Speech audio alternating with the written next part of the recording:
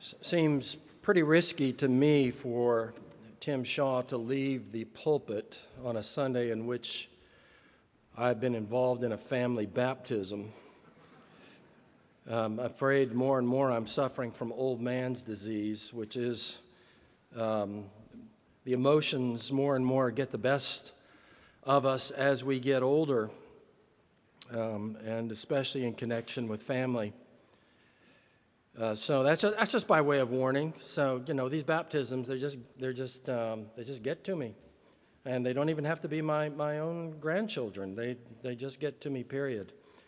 But I will attempt to show more self-control in the future, but I make no promises.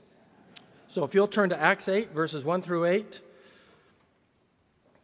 The sermon title this morning is The Purposes of God in Persecution. You can consider this a variation on the theme of why bad things happen to good people generally, why God allows the church to be persecuted.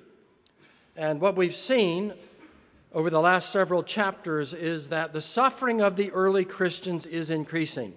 They've been threatened. They've been intimidated by the authorities. They've been beaten, and one of their number, Stephen, has been martyred.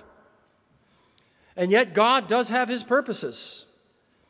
And the thing that we need to never forget is God is all-powerful, which means that he is able to fulfill his will and nobody can thwart his purposes.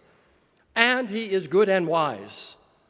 And everything that comes to his people is filtered through his wisdom and his goodness.